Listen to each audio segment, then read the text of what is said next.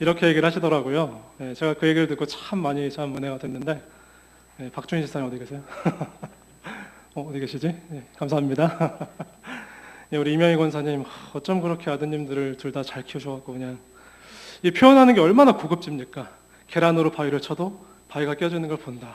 이분이 진짜 말하기 특강을 제가 할 게 아니라 나중에는 이분을 한번 시켜도 참 잘하지 않을까.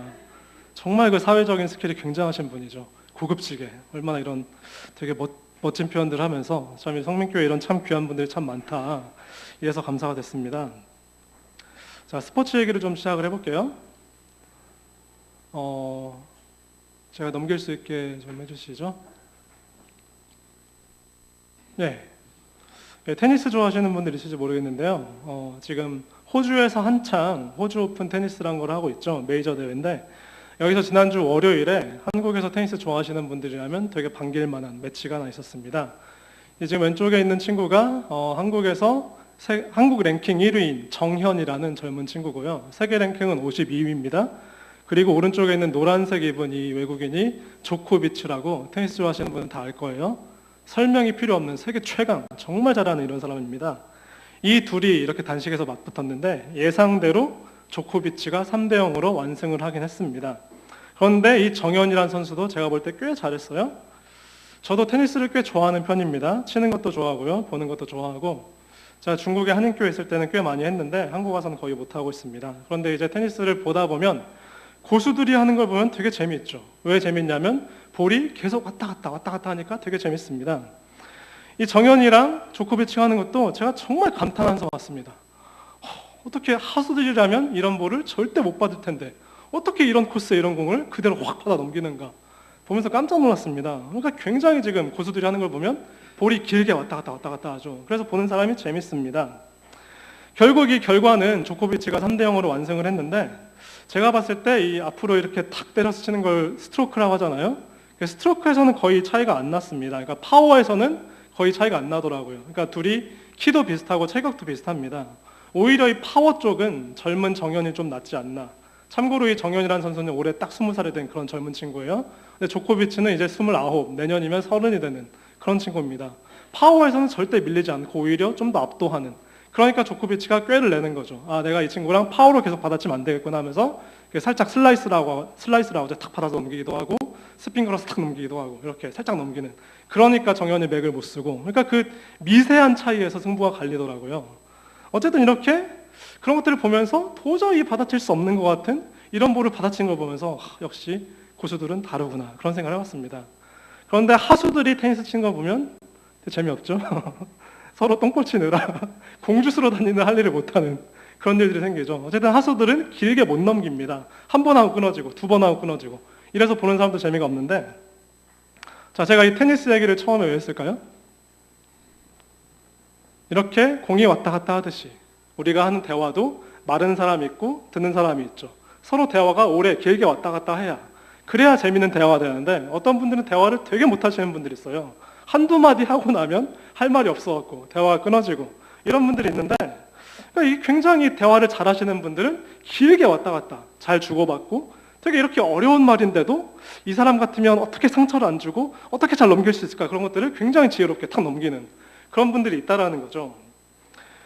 어쨌든 이렇게 여러분들이 내가 대화를 잘하고 있나 못하고 있나 이거를 체크해 볼 수 있는 게 있습니다. 상대방이 나랑 지금 대화를 하고 있는데 나와의 대화를 되게 즐기고 있어요. 나랑 되게 즐기면서 주고받고 대화하다가 1시간이고 2시간이고 계속 대화를 하다가 이제 대화가 끝날 때가 됐어요. 딱 일어날 때 아쉽네요. 당신이랑 좀 더 대화했으면 좋겠습니다. 좀 더 다음에도 이런 기회가 있었으면 좋겠습니다. 이런 대화를 굉장히 잘하시는 거예요. 그런데 대화를 할 때 나는 한두 마디 주고받으면 할 말이 없다. 그러면 대화를 굉장히 못 하시는 겁니다. 자, 여기 지금 부부랑 가족분들도 함께 오신 분들도 앉아 있는데요. 자, 제가 질문을 한번 해보겠습니다. 가족끼리 대화를 얼마나 길게 하십니까? 우리 안경자 집사님, 가족끼리 대화 자주 하세요? 대화 한번 하면 대략 몇 시간 정도 하십니까? 몇 시간까지 안 가요? 몇 분 하십니까? 네. 남편하고는 1시간이나 하세요? 굉장히 훌륭한 겁니다. 근데 이 시대에 참 대화를 못 하시는 분들이 너무 많아갖고 대화를 한두 마디 하면 할 얘기가 없는 그런 분들이 참 많다라는 거죠. 그리고 제가 볼 때 제가 또 질문할게요. 대화를 남자분들이 더 잘할까요? 여자분들이 더 잘할까요? 네, 대부분은 여자분들이 좀 더 잘한다고 대답을 하시죠. 그런데 이게 사실은 차이가 있습니다. 자, 상담이란 제가 잠깐 복습하는 시간을 하면 서로 말로 대화하는 것. 그래서 말로써 상대방의 마음속에 있는 화를 풀어주는 것. 이게 상담이라고 했었죠. 그래서 서로가 말로써 대화를 하는 게 이게 상담입니다. 그래서 서로 마음속에 있는 화를 풀어주는 것. 그런데 대화의 종류에는 두 가지가 있다고 그랬죠. 자, 첫 번째로 지식이나 정보를 대화하는 거는 뭐라고 그랬죠? 사리대화라고 했습니다. 지식이나 정보만 왔다 갔다 하는 건 사리대화고요. 두 번째로 또 하나 중요하게 나눠지는 게 있는데 감정이 나눠진다고 그랬죠. 감정이 나눠지는 건 뭐라고 그랬죠? 역시 너무 잘하십니다. 심정대화이죠. 근데 볼 때 지금 여성분들이 좀 더 대화를 잘한다고 하셨는데 대화의 종류에 따라서 다릅니다. 사리대화, 지식이나 정보가 왔다 갔다 하는 거, 이거는 제가 볼 때 남자분들이 좀 더 잘하고 있습니다. 변호사라든지 제일 말을 잘해야 되는 직업들 있죠. 이런 분들은 남자분들이 좀 더 많이 잘하시는데, 그런데 심정대화 같은 경우, 그러니까 상담 관련 일이나 이런 분들은 여성분들이 훨씬 더 상대방의 마음이나 감정을 읽어내는 이런 쪽에는 여성분들이 훨씬 더 잘하고 계신다는 거죠.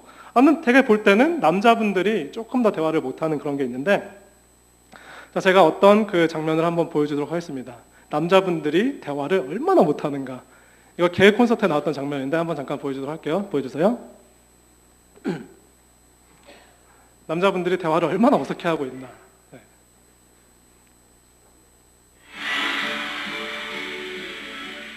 자기야, 우리 아빠 불편한 거 아니지? 그럼 처음 있는 것도 아닌데 불편할 게 뭐가 있어? 맞아. 아빠! 그래. 우리 지금 그래. 자꾸 오네. 아빠, 우리 경호 씨 이번에 회사에서 신제품 개발해서 보너스 받았다. 아빠,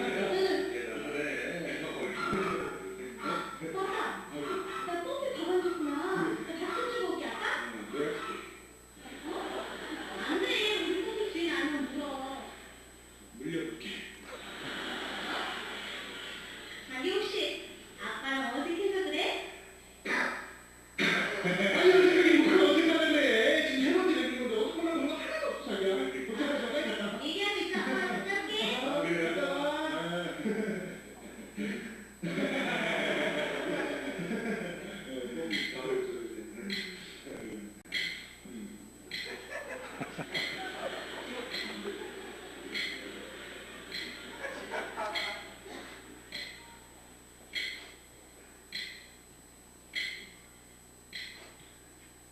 저 아저씨. 오, 아니. 아니. 그래.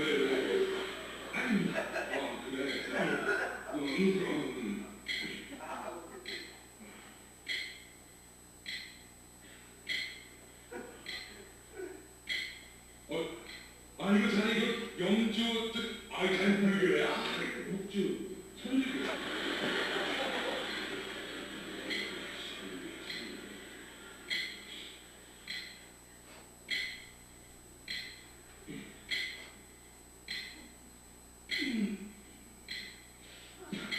어머니 그 나는 정말 좋아하시는 맛을 자식 같은 그런 맛이 있어요. 어머니 저도 한번 닦아볼 수 있을까? 그래 뭐 이거 예. 와, 얘 나이 깎으니까 진짜 빛이 나는 거지.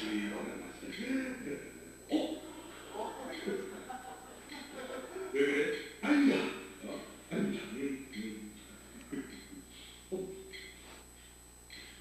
그 자네 그거 알아? 예. 이게 저 200만 원짜리야.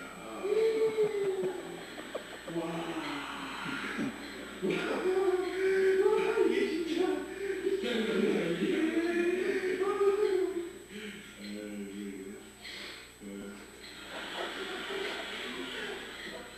자식 같은 것들이 보이네.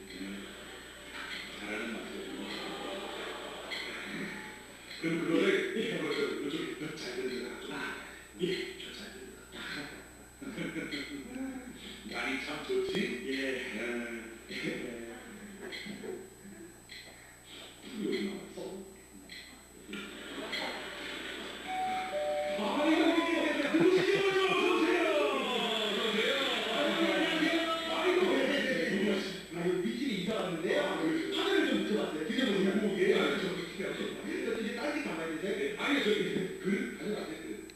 일회용 그릇이 아니 그릇 가져가세요. 좀 있어보세요. 저 그릇 갖고 올게요.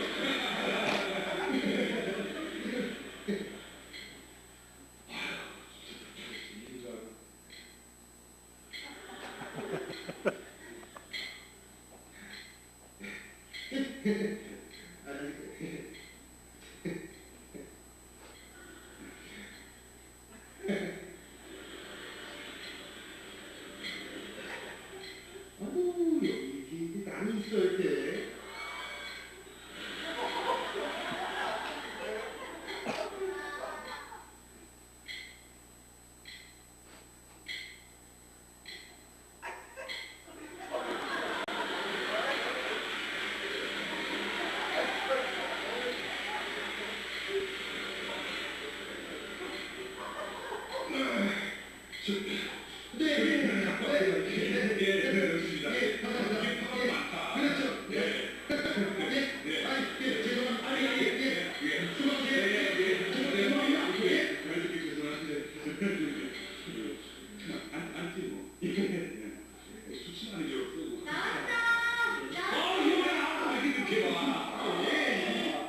자, 여기까지 보겠습니다. 자, 지금 여러분들의 가족은 어떻습니까? 지금 이 사위랑 이제 장인어른이면 가족이 될 분들인데 정말 어색하죠.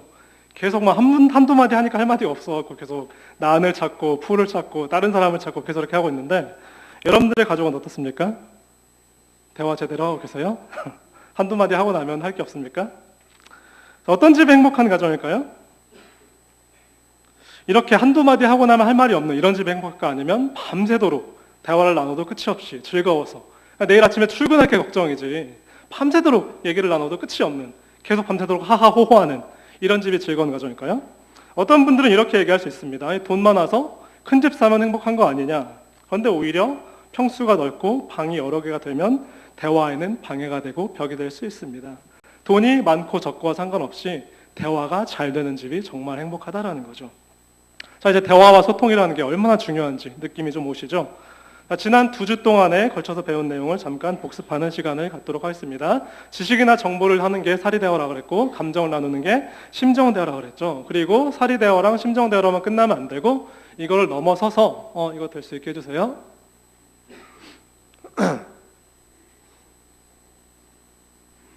네, 사랑 안에서 참된 것을 말하라. 그런데 사랑만으로도 안 되는 경우가 있다고 그랬죠. 이런 경우에는 대화의 스킬이라는 게 굉장히 필요하다고 그렇게 말씀을 드렸었습니다. 그래서 사리대화와 심정대화로만 끝나면 안 되고 사리대화를 넘어서 심정대화까지 가야 된다. 무슨 말입니까? 내용에 숨어있는 상대방의 속마음까지 읽을 수 있어야 이래야 진정한 대화라고 그랬죠. 그래서 우리가 상대방한테 정답을 말해줄게. 정답이 필요한 게 아니라 상대방은 지금 나의 듣는 귀가 필요하다. 여기까지 지난 시간에 배웠습니다.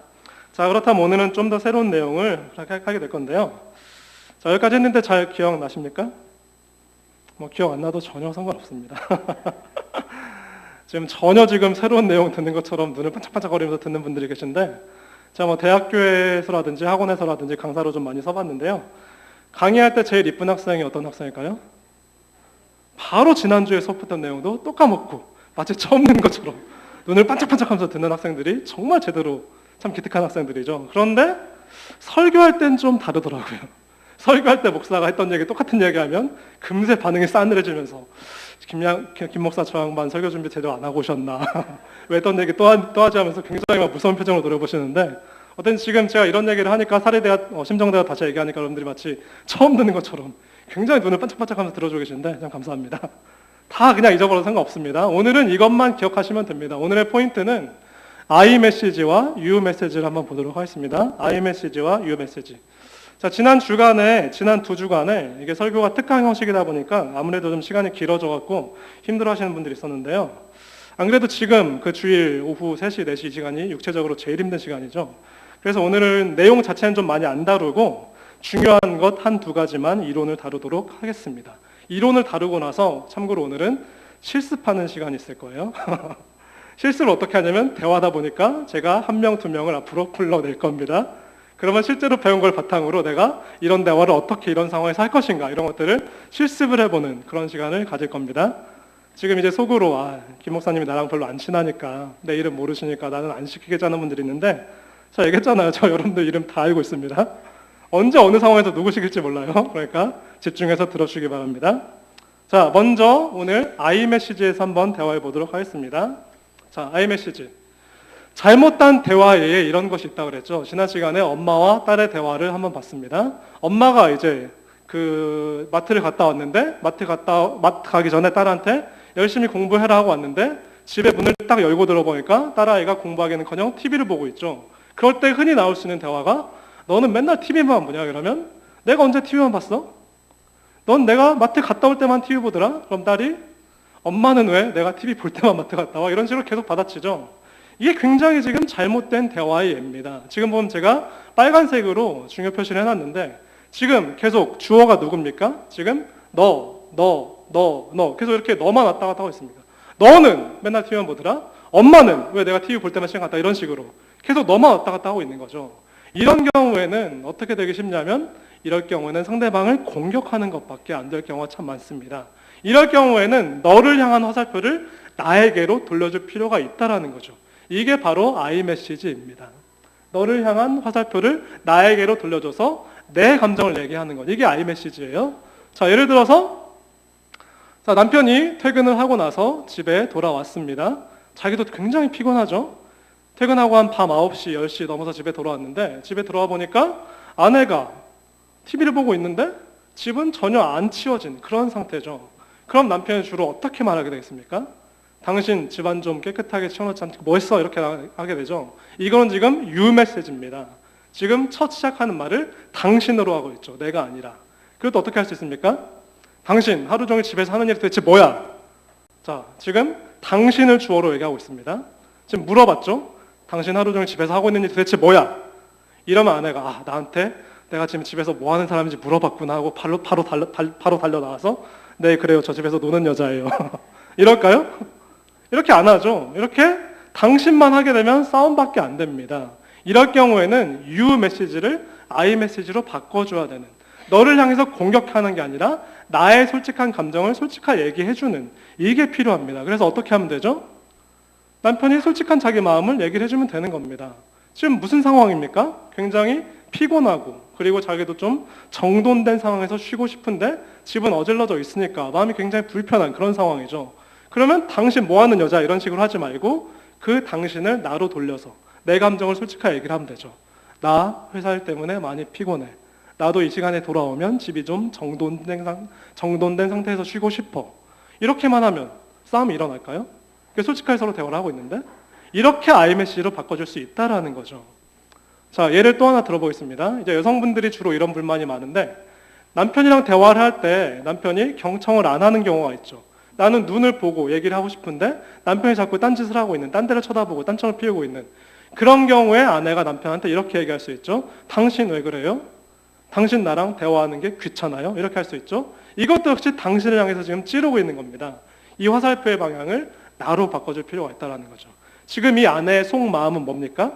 나의 감정을 솔직하게 얘기를 하면 되죠. 내가 당신한테 말할 때 제대로 눈을 마주쳐주지 않으면 기분이 상해요. 나는 당신과 풍성한 대화를 하고 싶어요. 지금 이런 얘기를 하면 되는 거죠. 자꾸 당신 하면서 공격할 필요가 없다라는 겁니다. 자, 그렇다면 이제 진짜 실습 시간입니다. 자, 아빠가 늦게 들어온 딸에게, 자, 누구를 시킬까요? 자, 딸을 가진 아버님 중에서 되게 많이 안 뛰네요, 눈에. 박창년 집사님. 저 뒤에 딱 계시네. 네. 박창년 집사님한테 무선 마이크 하나 갖다 주시고요. 자, 지금 어떤 상황이냐면 박창년 집사님의 지금 그 첫째 딸 지은이 이제 고2가 되는 아주 아리따운 딸이 있습니다. 얘가 지금 박창년 집사님이 외출하기 전에 너 오늘 집에 몇 시까지 들어와라, 10시까지 들어와라 이렇게 얘기를 했는데 집에서 지금 거실에서 계속 늦어잡고 기다리다가 얘가 11시가 넘어서 12시가 다 돼서야 집에 들어온 그런 상황입니다. 자, 이런 경우에 평소에 아빠라면, 예, 소리 잘 나오나요? 예. 이런 경우에 평소에 아빠라면 주로 어떻게 얘기하시겠습니까? 저는 밥 먹고 다니냐? 너무 잘하려고 하지 마시고 평소에 하시던데 평소에. 저 평소에 이렇게 합니다. 밥 먹고 다니냐? 이거 교회 다니시는 분이 거짓말 하시면 이건 박찬일 사님이 너무 지금 훌륭하셔서 이게 대화에 훈련이 되어 있는 건데요.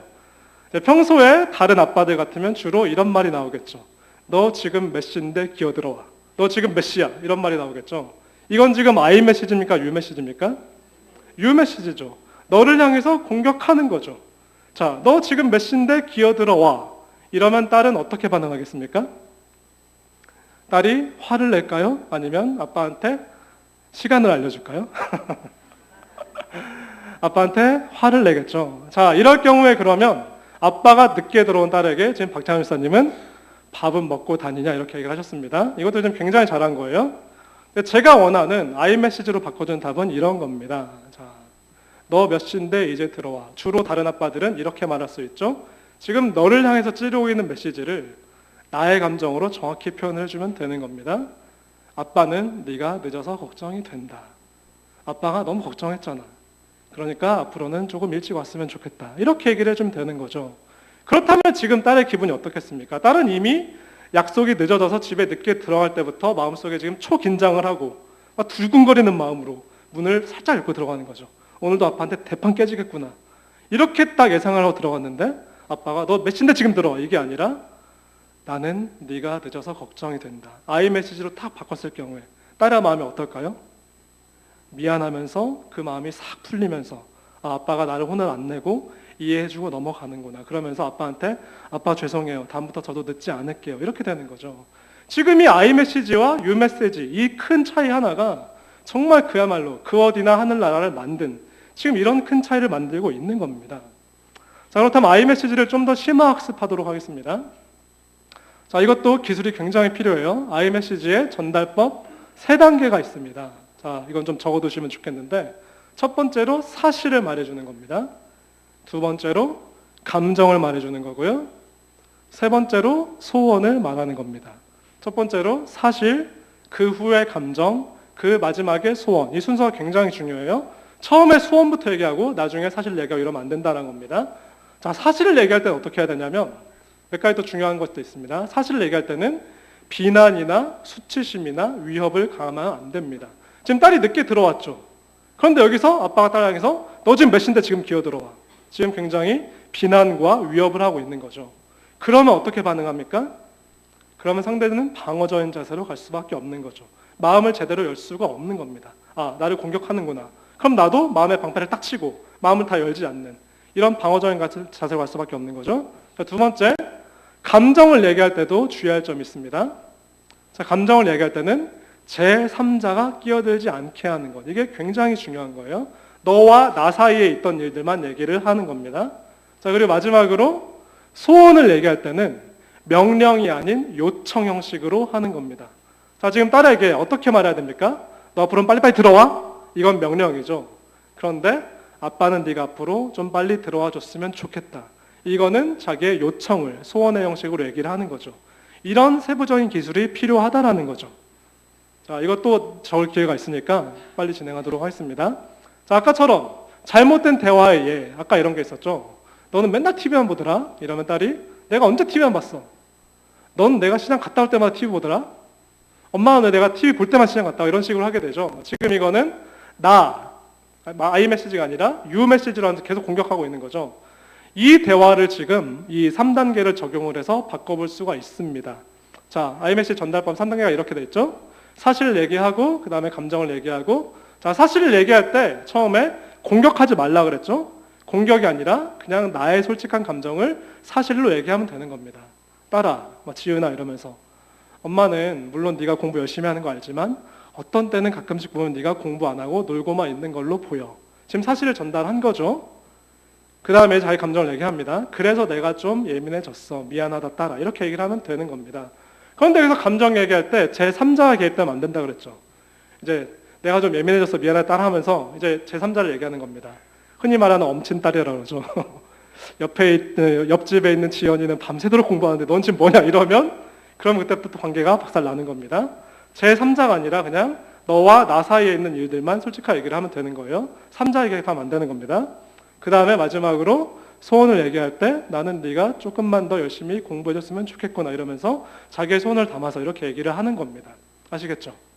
이게 결코 어렵지 않습니다. 자, 이렇게 하면 되는 거고요. 전 두 번째 실습을 하도록 하겠습니다. 자, 집안일을 안 도와주는 남편에게. 집안일을 안 도와주는 남편에게. 주말에 가끔 이런 경우가 있죠. 이제 그 주부님들도 일주일 내내 시달려갖고 주말엔 좀 쉬고 싶은데 남편이란 분은 그냥 주말에도 계속 그냥 뒹굴뒹굴 소파에서 TV만 보면서 전혀 집안일을 안 도와주고 있는 그런 경우가 있습니다.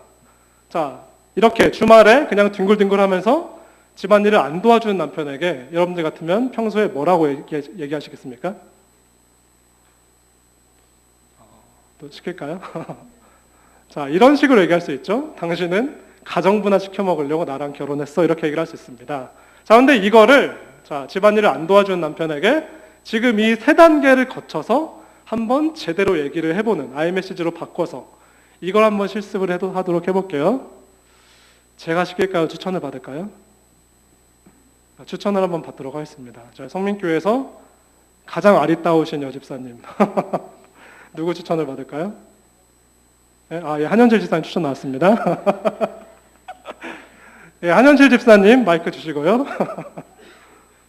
자, 주말에 내 일을 하나도 안 도와주고 그냥 빈둥빈둥 TV만 보면서 놀고 있는 남편에게 이 세 단계를 거쳐서 아이메시지로 어떻게 자기 감정을 아름답게 표현할 것인가. 자, 생각할 시간을 좀 드릴까요? 이제 아버지, 저 청소하려고 하는데 우리 같이 할래요? 지금 제가 몸이 좀 힘든데 저 혼자 하면 더 힘들고 이제 아버지랑 같이 하면 빨리 끝날 것 같아요. 지금 그게 제 소원입니다. 네. 네, 박수 한번 쳐주세요. 지금 강사가 원하는 정답으로 아주 그냥 뭐 사실 감정 소원 순서를 밟지 않았지만 분명한 세 가지 요소들이 다 들어갔죠. 나 혼자 일하면 너무 힘들다. 그렇죠? 이게 사실이죠. 그래서 감정. 나 혼자 일하는 게 너무 힘들기 때문에 지금 그걸 굉장히 느끼고 있는 거죠. 그래서 당신이 나를 도와줬으면 좋겠다. 명령이 아니라 요청을 했습니다. 지금 굉장히 잘하신 겁니다.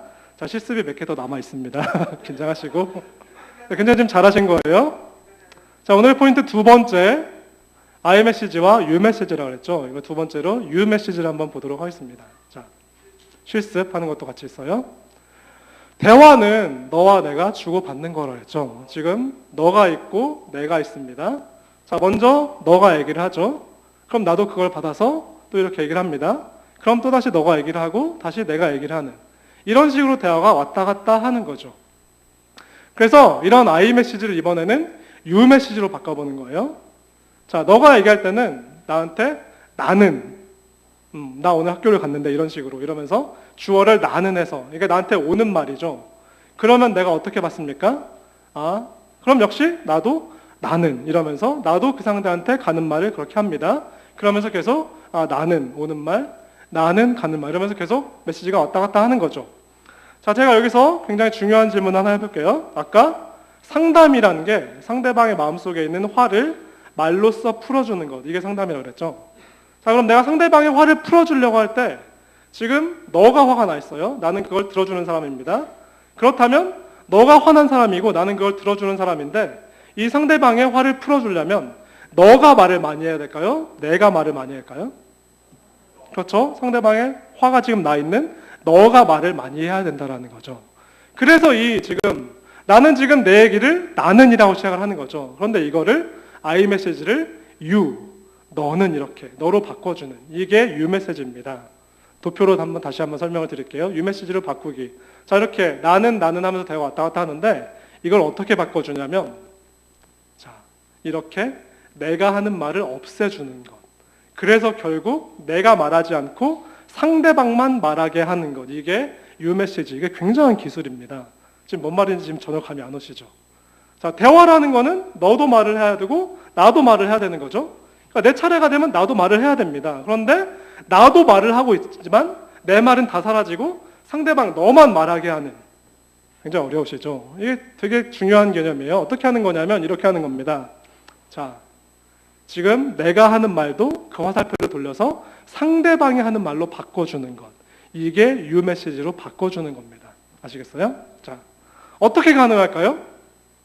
지금 나는이라고 말한 거를 상대방은 너는이라고 나도 똑같이 나는이라고 하는 게 아니라 상대방의 말을 너는이라고 받아쳐주는 겁니다.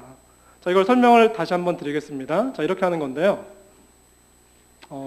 자, 사리 대화를 넘어서 심정 대화까지 가야 된다 그랬죠. 이게 어떤 거냐면 내용에 숨어 있는 마음을 읽어라 이걸 그랬죠. 이걸 다시 화살표, 도표로 표시하면 이렇게 됩니다.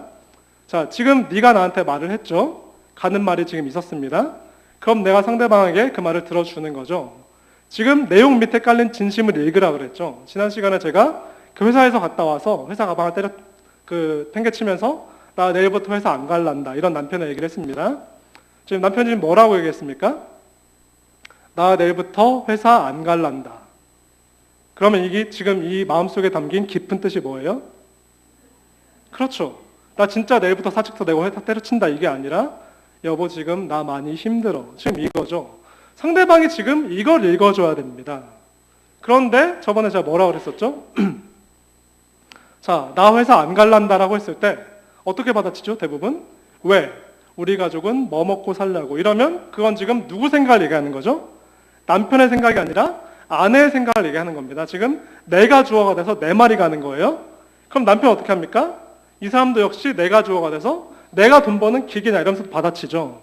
그러니까 이거를 없애주려면 어떻게 됩니까? 이거를 내 생각이 아니라 상대방의 말을 할 수 있도록 그걸 바꿔주는 거죠. 우리가 좀 뭐 먹고 살려 이게 아니라 너 지금 많이 힘들구나 이러면서 상대방의 메시지가 나한테 오도록 이게 굉장히 중요한 기술입니다. 아시겠죠? 자, 이런 겁니다. 그래서 자, 너는이라고 가는 말을 하면 이게 결국 너는이라고 그러니까 지금 내 생각을 얘기하는 게 아니라 당신 많이 힘들겠군요 하면서 상대방의 지금 감정을 얘기해 주는 거죠. 그러면 내 얘기를 하고 있는 것 같지만 결국 상대방이 말을 하게 하는 그런 효과가 되는 겁니다. 그래서 화살표가 이렇게 되는 거죠. 너는이라고 말을 하고 있지만 사실 상대방이 나는이라고 상대방이 나는 내 기분 이렇다 이러면서 계속 말을 하게 하는 이게 굉장히 중요한 대화의 스킬입니다. 그래서 사리 대화를 넘어서 심정 대화까지 가야 된다는 거죠. 그 밑에 있는 내용을 읽어야 된다고 그렇게 얘기를 했습니다. 자, I 메시지를 U 메시지로 바꿔주는 거. 이걸 한번 또 다시 살펴볼게요. 자, 나 회사 안 갈란다고 했을 때 이 아내가 다 자기 생각을 얘기하는 게 아니라 남편 생각으로 받아주는 거죠. 당신 많이 힘들구나. 이러면 이때부터 대화가 되는 겁니다. 이게 I 메시지를 U 메시지로 바꿔주는 그런 기술이에요. 그럼 남편 어떻게 합니까? 당신도 알지. 김 부장 그 인간 하면서 그때부터 대화가 시작되는 거죠. 그러면 그래 아내가 당신한테 그 김 부장이 정말 못됐네 하면서 계속 남편의 메시지가 나한테 오도록 하는 것. 이게 굉장히 중요한 대화의 스킬입니다. 자, 이것도 실습을 한번 해볼게요. 자, 옆집 아줌마랑 싸우고 들어온 아내가 있습니다. 자, 옆집 아줌마가 이건 남자 역할이 굉장히 중요한 대화죠. 지금 아내 화를 풀어줘야 됩니다. 어떻게 얘기를 할까요? 나 이 동네 못 살겠다. 어디 다른 데로 이사 가든지 해야지. 자, 이거 하려면 지금 남편과 아내가 필요하죠. 자, 어떤 분들을 할까요? 지금 남편과 아내로 앉아 계신 분들 있어요? 사이가 다들 안 좋으신지 부부는 맞는데 지금 따로 앉아 계시고 멀리 앉아 계시고 이런 분들이 있는데 어떻게 안 보이네요? 박창룡 집사님과 안정신 집사님밖에 안 보이는데 두 분 한번 앞으로 나와주시겠습니까? 네, 박수로 맞아주시기 바랍니다.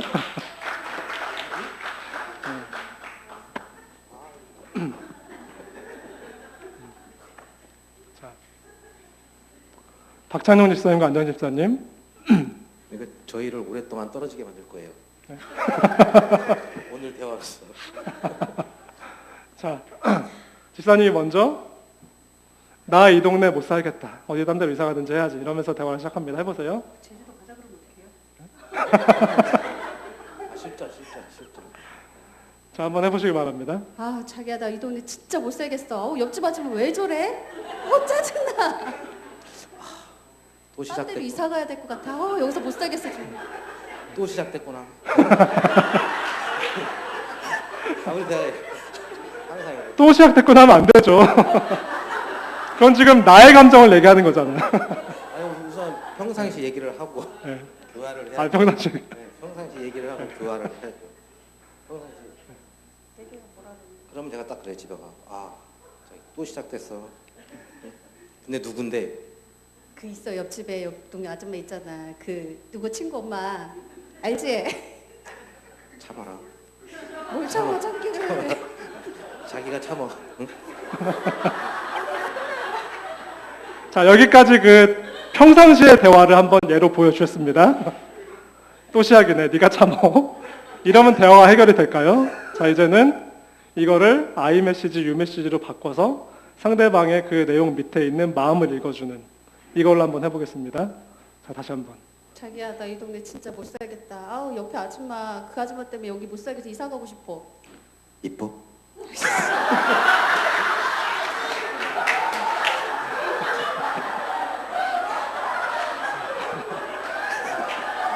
이쁘면 다 용서돼. 평상시가 계속 나와요. 어떡해요? 자, 평상시까지는 여기까지만 하고요. 자, 좀 더 성경적인 대화로. 자, 다시 한번 마지막 기회입니다. 진지하게. 정말 이사 가고 싶어요. 자기야 나 정말 이 동네 못 살겠어. 그 옆집 아줌마 때문에 나 이사 가고 싶은데 어떡하지?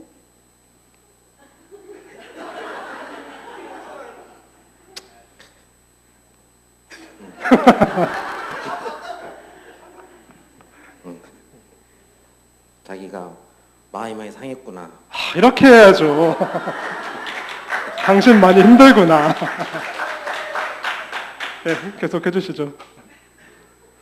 네, 집사님, 안 집사님 계속 하시죠. 그 아줌마 너무 열받아 자꾸 이 동네에서 내 욕하고 다니면 어떡하지?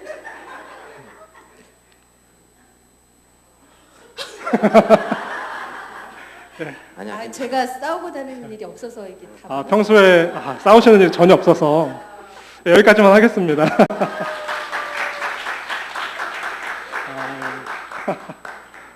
네, 평소에 싸우다 오시는 일이 전혀 없어갖고 이런 상황에 익숙하지 않은 것 같습니다. 자, 나 이 동네 못 살겠다. 지금 여기에 숨어 있는 뜻이 뭡니까?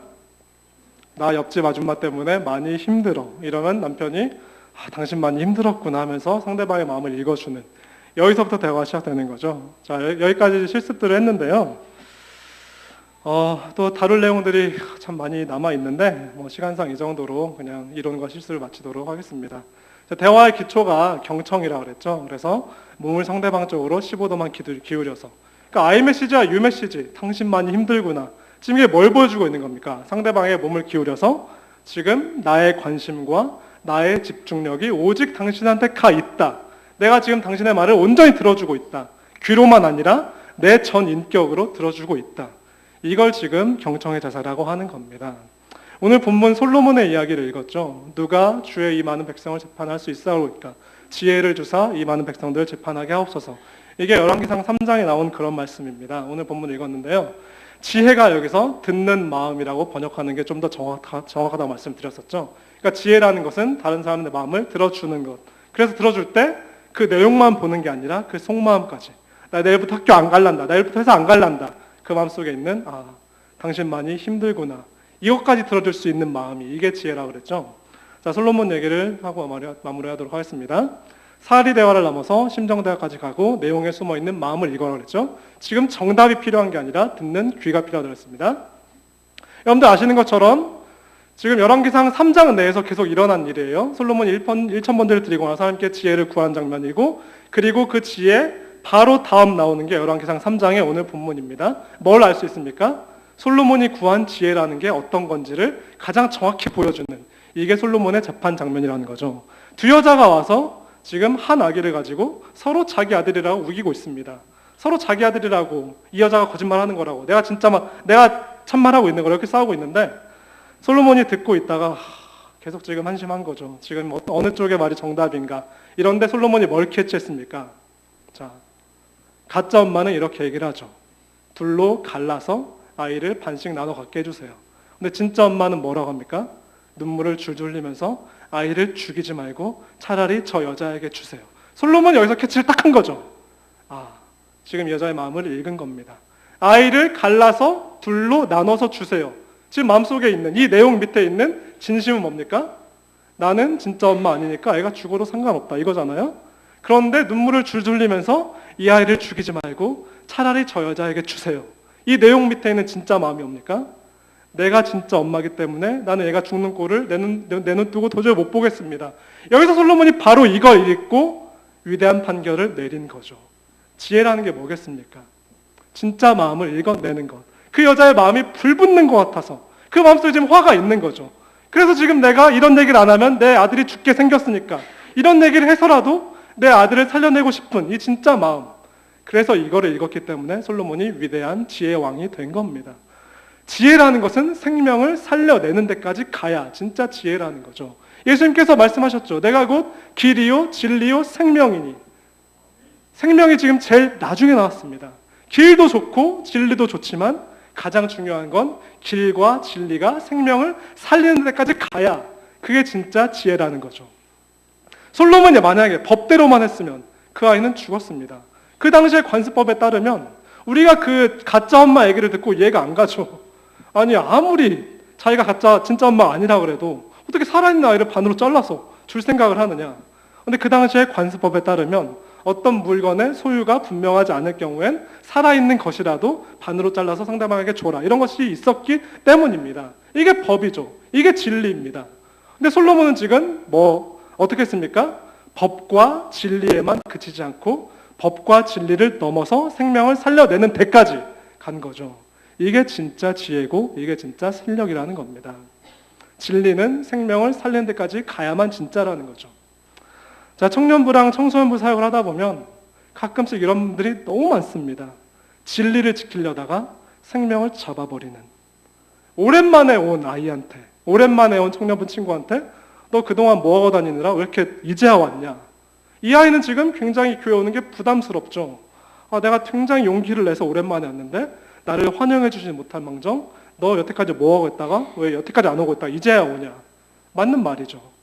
진리입니다. 그런데 그게 생명을 살려내지 못한다는 얘기죠.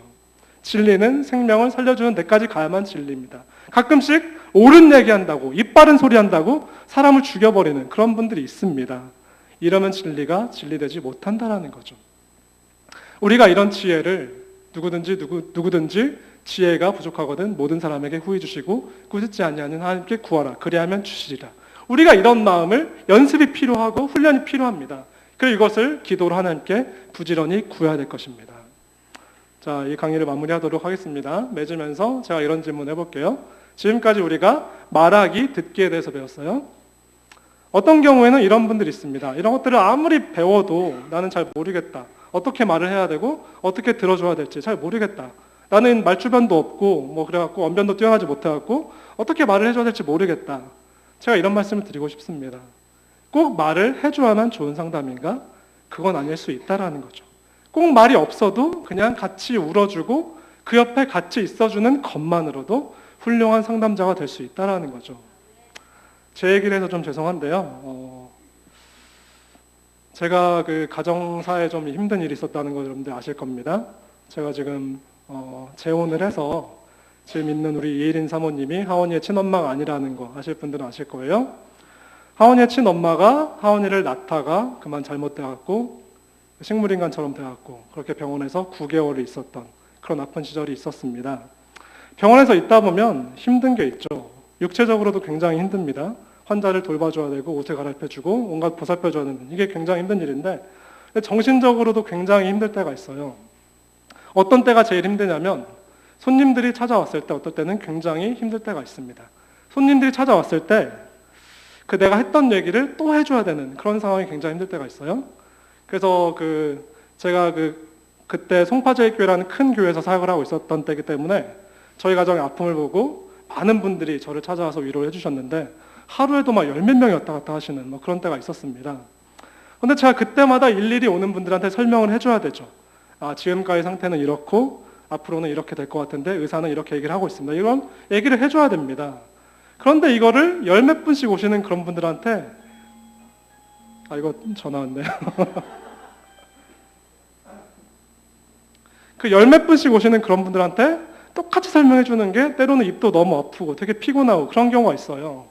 그런데 어떤 분들은 이런 분들이 있더라고요. 아, 전도사님이 힘드니까 그냥 내가 말하지 않더라도 미리 간호사한테 가서 물어보는 분들이 있더라고요. 아, 지금 간호사한테 가서 지금 저 사모님 상태가 어떠십니까? 이러면 오히려 제가 얘기하는 것보다 간호사들이 얘기해 주는 게 훨씬 더 정확할 수도 있죠. 그 정보를 미리 알아갖고 와서 그냥 저한테 와서 아무 말 안 하고 그냥 손 꼭 잡아주면서 그냥 같이 울어주시면서 기도해 주시면서 이게 저한테는 그렇게 큰 힘이 됐습니다. 그런데 이런 분이 한 분 있더라고요. 제가 그때 신학대학교를 다니고 있을 때인데 어떤 한 전도사님이 있었습니다. 그러니까 제 동기들 90몇 명 거의 다 와보셨는데 그 중에 어떤 한 저보다 10살 정도 많은 형님 전도사님이 한 분 계셨는데 다른 분들은 그냥 와서 같이 그냥 울어주고 제 손 잡고 기도해주고 이러고 가셨는데 그런데 그분은 와서 딱 이 한마디를 딱 하시더라고요. 김 전도사, 지금 네가 왜 이런 일을 당하고 있는지 한번 생각해봐. 하나님 앞에 네가 무슨 잘못을 했길래 이런 일을 당하고 있는지 한번 생각해봐. 이게 하나님이 너를 깨닫게 하시려는 걸지도 몰라. 이렇게 한마디 딱 던지고 가시더라고요. 제가 왜 고난을 당하는지 몰랐겠습니까? 저도 계속 기도하고 아파하면서 하나님 저한테 왜 이런 고난을 주십니까? 계속 물어봤어요. 제가 답을 몰랐을까요? 근데 그분이 꼭 그렇게 와서 제 속을 헤집고 그렇게 가더라고요. 지금 어디 가서 목회 잘하고 계시는지 모르겠는데 뭐 어디 교회에서 사역하고 있다는 얘기를 들어보지 못했습니다. 아무튼 이런 분인데 제가 이분을 보면서 욥의 친구들이 생각이 난 거죠. 욥의 친구들이 욥한테 와서 어떻게 했습니까?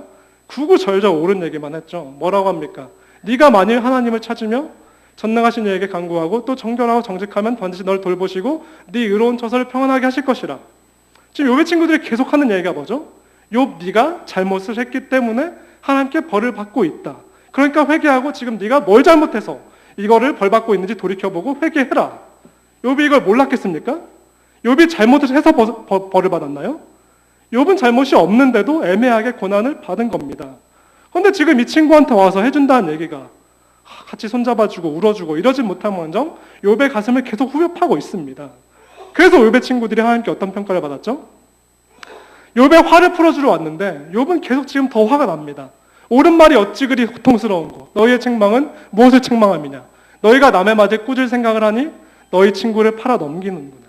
지금 욥의 친구들이 하는 그 구구절절 잘난 옳은 말들이 욥이라는 아파하는 사람 하나를 살리지 못한 거죠. 그래서 하나님께 어떤 꾸짖을 맞습니까? 하나님이 욥에게 이 말씀을 하신 후에 대만 사람 엘리바스에게 이르시되 내가 너와 네 두 친구에게 노하나니 그런즉 너희는 수소 7과 수닷 7을 가지고 네 종 욥에게 가서 그 화목 제사를 드리라 이렇게 얘기를 하시는 거죠. 제가 저번에 말씀드린 것처럼 그 화목 제사라는 거는 양 한 마리만 드려도 충분합니다. 그런데 소 7마리와 양 7마리를 드릴 정도로 욥의 친구들의 죄가 그 정도로 심각했다라는 거죠. 죽어가는 욥 한 사람을 살려주지 못한 그렇게 찔러댄 언어들, 그게 하나님께 그렇게 크게 책망을 받을 만큼 그렇게 큰 죄였다라는 거죠.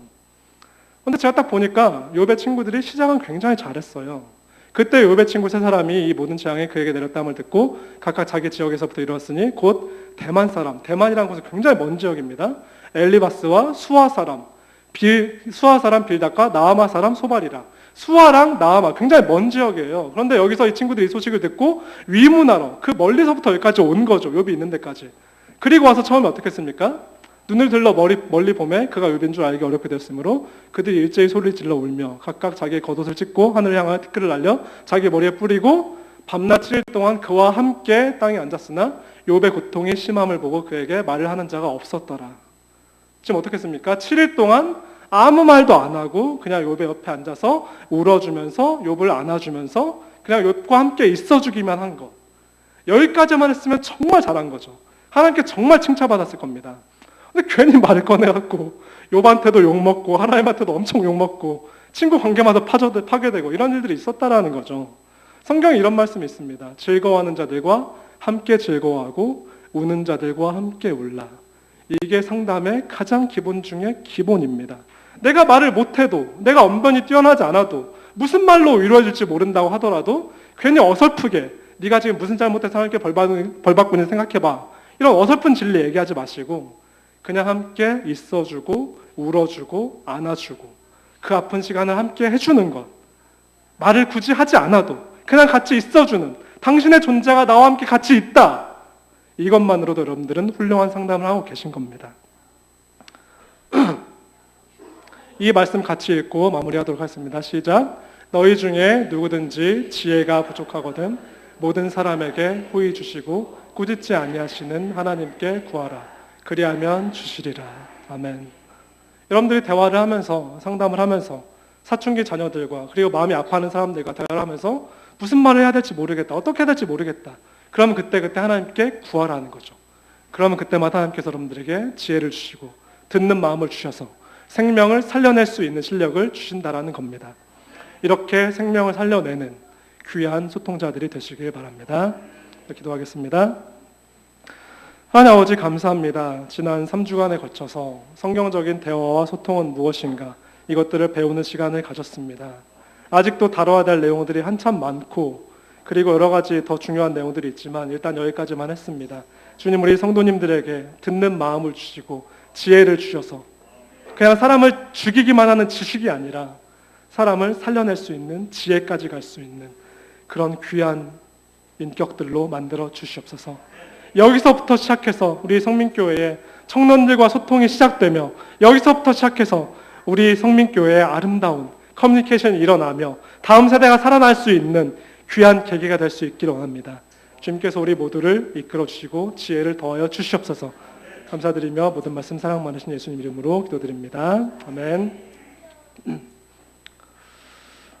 시간이 너무 짧아갖고 다루지 못한 내용들이 참 많이 있는데요. 혹시 기회가 더 주어진다라고 하면 여름에 한 번 더 하든지 뭐 이렇게 하도록 하겠습니다. 오늘 그리고 굉장히 또 중요한 시간이 있는데 우리 규정이 준비됐죠? 청년들이 청년 예배 때 계속 해오던 건데요.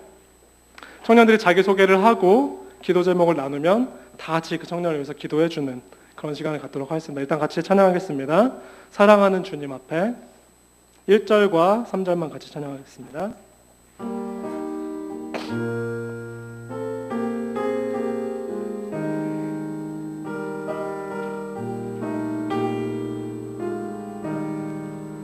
사랑하는